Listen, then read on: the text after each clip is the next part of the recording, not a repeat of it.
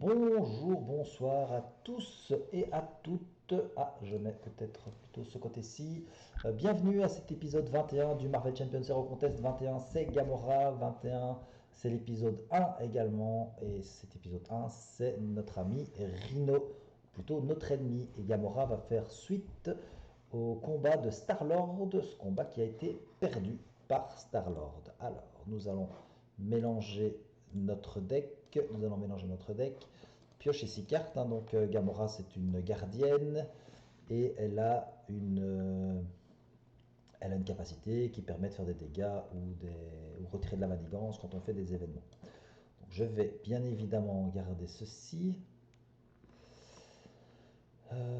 Je vais retirer premier coup, je vais retirer frapper court, je vais retirer imposer son rythme et je vais garder l'épée parce que j'aime bien l'épée. 1, 2, 3, j'espère avoir une ressource double. Je n'en ai pas, ce n'est pas bien grave.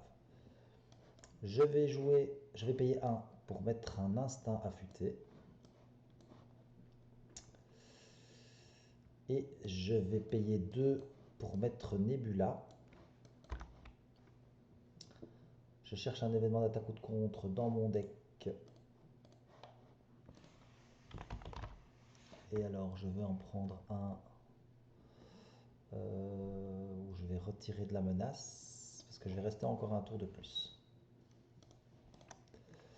Voilà. Et Nebula va attaquer pour 2, il n'y a pas de petit profit. Et nous allons déjà terminer là. On avance de 1, il va manigancer pour 1, 2, 3. Et il va prendre une carte rencontre, c'est une charge. Ok. On va tout de suite passer en mode héros. On va payer 1 plus 1, 2. On va faire un retenir l'ennemi. On retire 3 menaces de la manigance principale. Et si c'est la première carte qu'on joue ce tour, on peut la récupérer en main.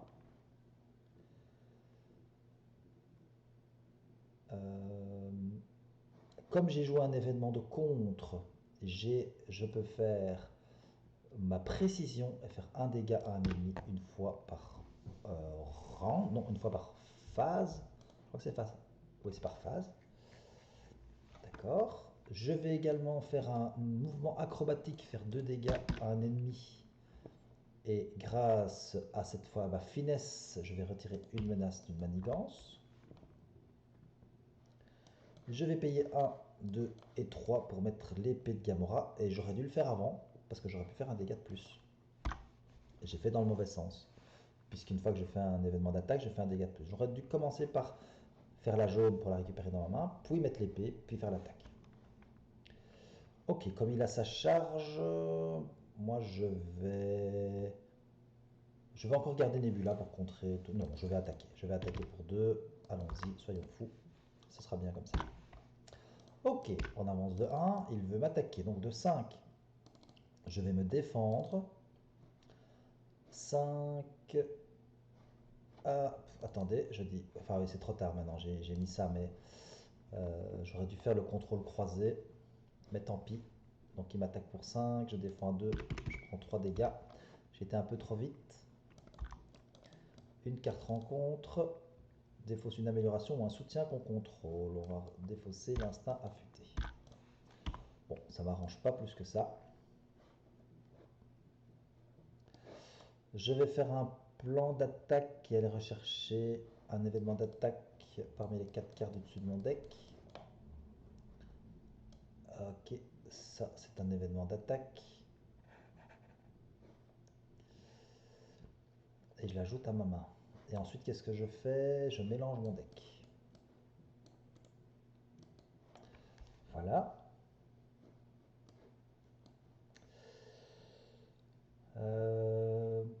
Bon, bah tant pis, je vais overkiller le truc. Je vais payer 2 pour faire un premier coup, mais au moins faire quelque chose. J'inflige 2 dégâts au méchant. Et grâce à ma finesse, j'enlève une manigance ici.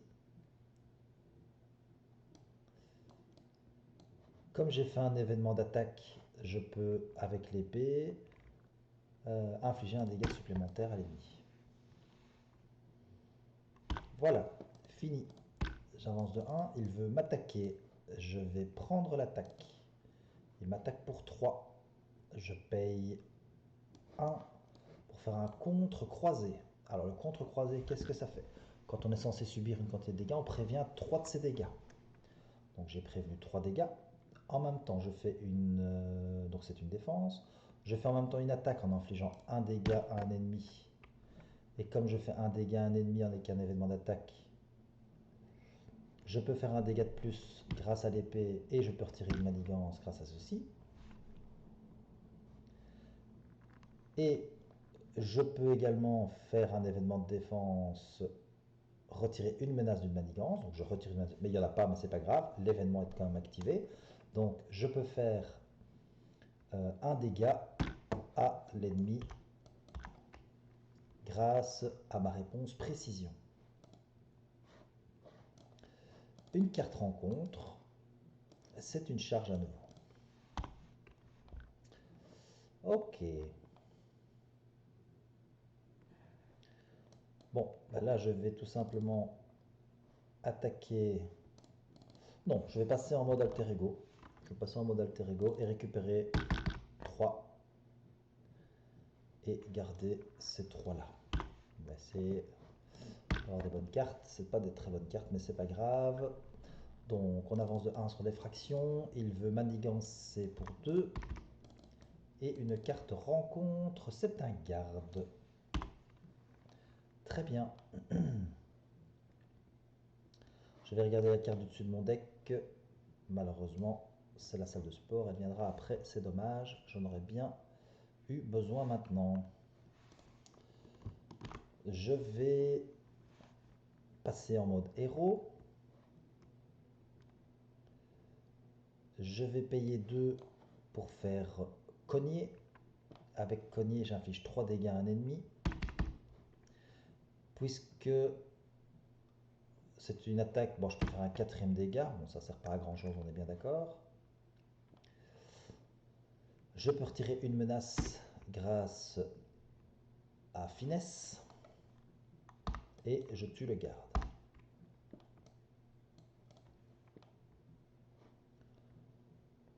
Je peux faire imposer mon rythme, retirer une menace d'une manigance.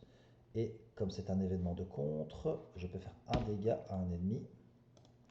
Et passer au prochain vilain.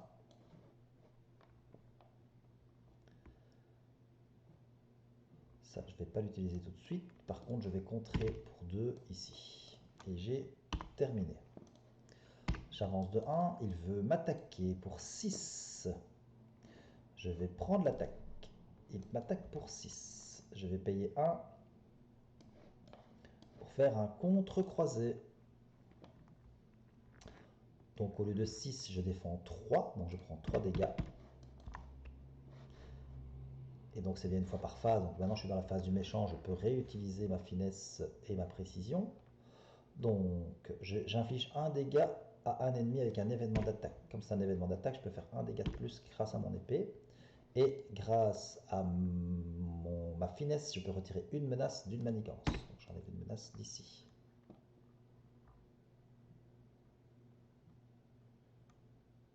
Voilà.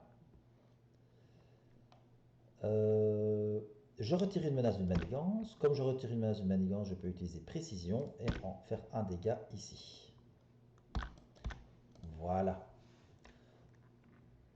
Donc il a fait son attaque. Il n'y a plus, puisqu'il n'y a plus la menace, il n'y a plus le plus 1. Donc on n'a pas de carte rencontre supplémentaire.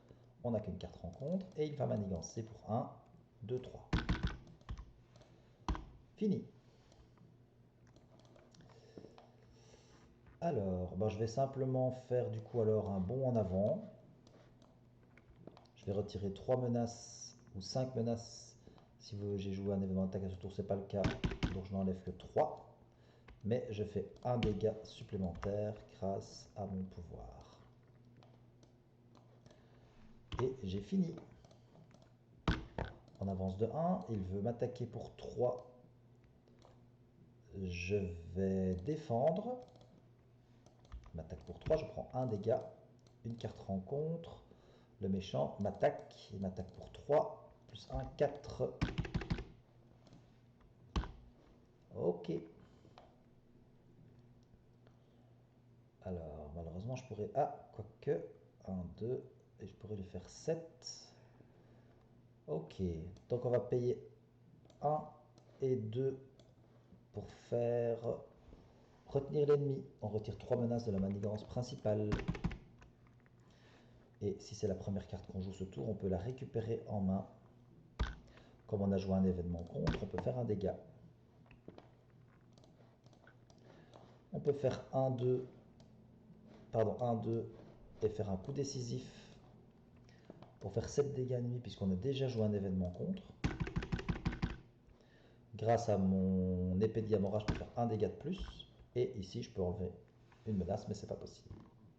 Par contre, je vais repasser en mode alter ego, bien sûr. Je vais regarder la carte au-dessus du deck.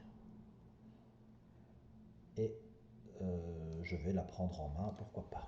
Normalement, c'est très bien. Fin du tour. J'avance de 1. Il veut manigancer pour 1, 2, 3. Alors, à part si on a une avancée qu'on perd, une fois réveillé, vous êtes désorienté. Voilà, terminé. Nous sommes au tour 8. Et là, on va pas faire durer le suspense plus longtemps. On va passer en mode Gamora et on va attaquer pour 2. Voilà, c'est terminé. On a battu notre ami Rhino au tour 8. Je vais quand même revérifier la vidéo avant de tourner une autre éventuellement. Je me demande si j'ai pas fait un petit misplay à un moment donné. Mais en tout cas, je vais aller voir. Si c'est pas le cas, tant mieux, parce que ce sera une belle victoire de Gamora. Une victoire au tour 8, et vous avez vu, elle est vraiment très très forte. Et l'épée de Gamora, moi je sais que dans ce deck là, il y a l'épée de Gamora plus ce Deicide. Sincèrement, l'épée de Gamora est beaucoup plus forte que Deicide, je trouve, parce qu'elle est, elle est quasi systématiquement, elle est utilisée, alors que Deicide n'est utilisé que quand on attaque. Ça donne plus d'attaque quand on attaque, et c'est quand on attaque, je pense. Hein. On va la regarder, voilà, Deicide, elle est là. Quand vous effectuez une attaque de base, donc ça, c'est pas terrible, quoi. Enfin, elle est là, elle est bien, mais je pense que l'épée de Gamora est beaucoup plus forte. Et alors, ces événements sont extrêmement puissants, des événements qui reviennent en main, des événements qui sont plus forts si on a joué un autre événement à la place. Et alors, finesse et précision qui donnent vraiment un gros plus à Gamora. Et ses statistiques de base, hein, 2-2-2, c'est juste terrible. Voilà, en tout cas, merci de m'avoir suivi. C'était rapide, mais c'était un chouette petit combat. Et le prochain à battre, ou à combattre en tout cas Rhino, ce sera Drax. J'ai aussi un petit peu peur parce que Drax, il est pas si simple à jouer parce qu'il contre pas du tout, ou quasi pas. Ça va être compliqué, mais on va essayer, on verra bien. Donc je vous retrouve à l'épisode 21. N'oubliez pas les pouces bleus, n'oubliez pas éventuellement de vous abonner, c'est super chouette. Et les commentaires si vous voulez que le format change ou si vous avez des idées sur la façon dont on pourra mettre les points après pour les héros et pour les héros, pour les victoires et les défaites. Voilà, allez, je vous laisse, à bientôt, ciao ciao.